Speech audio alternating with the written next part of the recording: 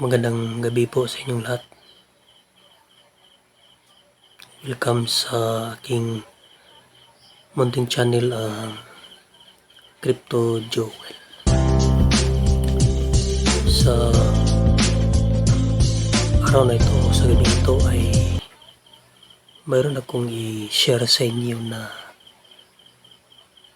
isang crypto na may mataas na potensyal na magiging 100x in the next bull run, or talagang kung magkaroon tayo ng bull run ngayong taon. Ang token na ito ay under sa RWE or Real World Assets. So ating alamin itong TokenFi. Pero bago yan ay huwag kalimutang mag-subscribe, mag-comment, mag-share at hit ang notification bell para lagi kayong updated sa aking mga bagong videos na may kinalaman sa mga cryptocurrency, no? So ngayong gabi ay pag-usapan natin itong TokenFi, no? So bago pa lang ito, pero ang kanyang value ay nasa 0.1 na. Then may maraming crypto expert na talagang mas mataas ang potensyal ito na maging 100x, no? So alamin natin ano ba ang TokenFi, ano ang kanyang utility, no? So ayun dito, the standard tokenization process can be painfully slow and extremely expensive for the average user. So ang ibig sabihin kasi may mga developer ng mga cryptos, so mga bagong crypto na gusto nilang gumawa ng sarili nilang cryptocurrency or token, pero para sa kanila mas mahal ang mga processing nito, no? So itong TokenFi gives users all they need to create a token or tokenize real world assets in a simple all-in-one platform without writing a line of code. Kasi kapag gumawa ka ng sarili mong token o crypto token or coins, no, or meme token or meme coin, kapag hindi ka marunong sa coding, talagang mahirap, no?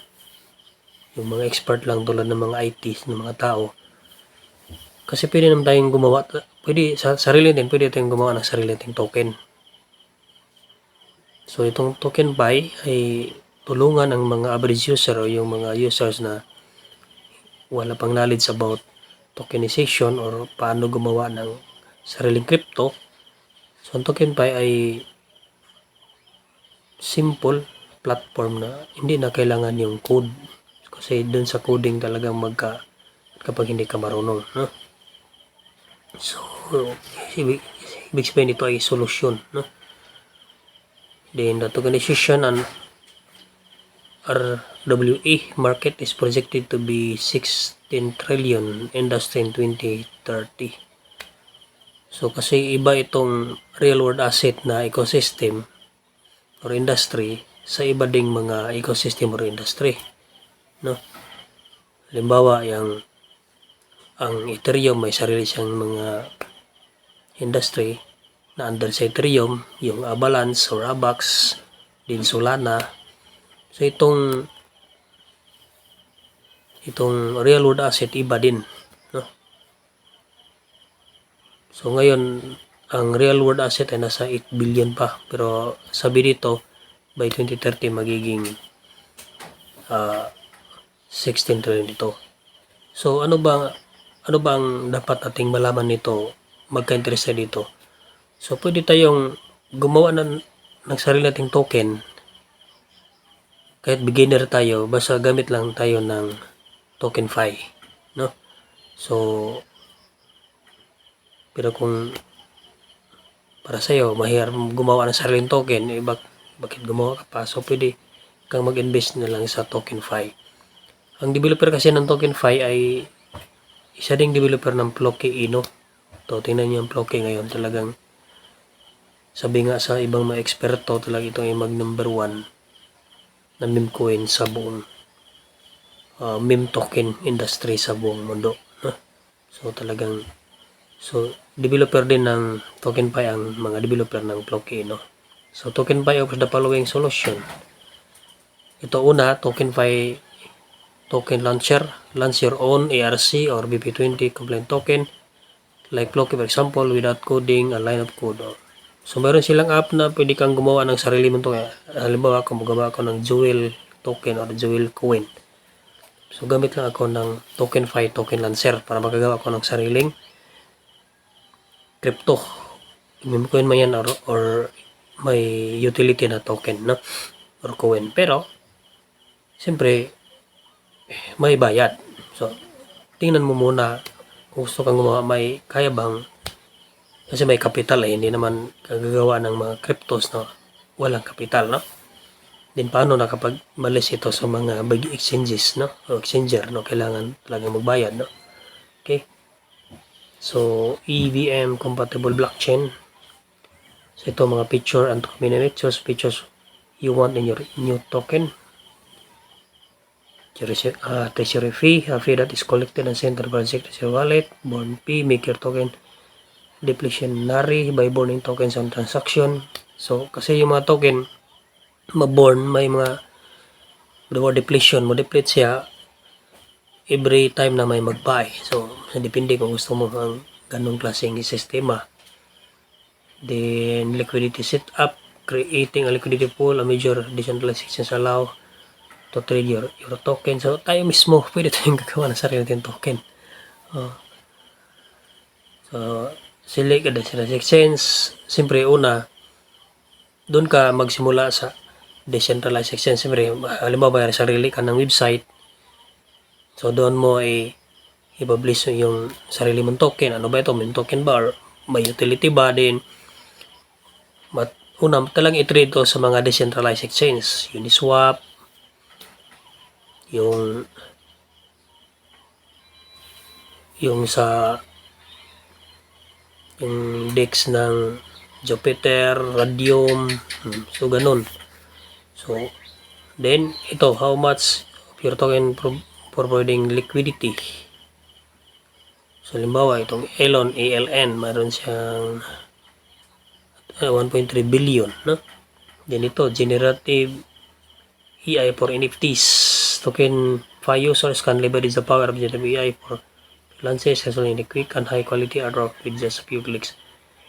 Itong dahil kung bakit marami talagang cryptos, mga bagong token, mga bagong meme coin na talagang bawat araw ay bigla lang lumabas mula sa Dextol o kaya sa mga Dexdrainer o kaya sa CoinMarketCap o kaya sa CoinGecko.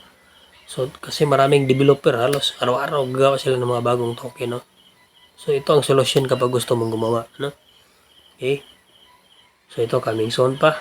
Ngayon lang, TokenFi connect allows user to directly and seamlessly connect with key players.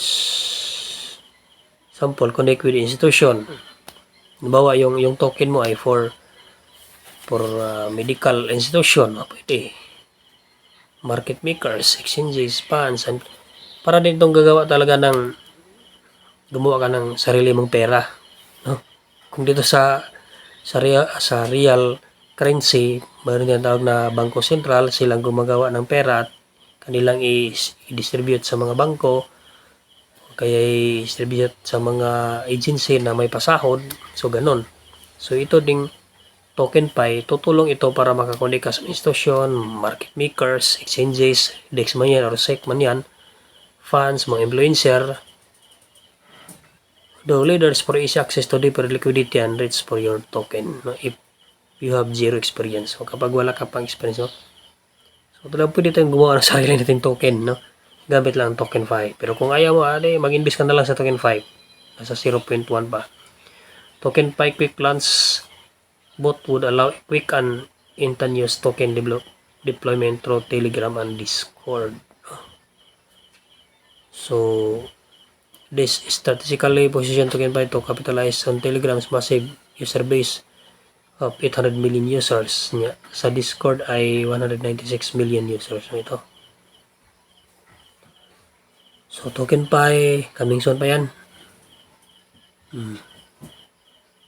Token on the blockchain, ito rin program ng user incentives, no? Talaga low-key. TokenPi ay smart contract auditor, siyempre uses artificial intelligence to perform on the spot audit tokens created by TokenPi. Then TokenPi Launchpad, so talagang bago pa itong TokenPi, no? QIC, refund, halimbawa lang yan, no? So TokenPi distribution, ang kaniyang staking 56%, liquidity pool 10%, treasury 22%, incentive program 5%, new token staking pool 7%. Then staking nga yan. So TokenPi is successfully audited by Certec, then when it comes to blockchain security. So kailangan yung token na na-create mo through the TokenPi ay ma-audit din ng Certec para ito ay malaman na ito ba ay talagang o masuri nila na ito ba ay totoo, no? More in security and audits, no? So ito.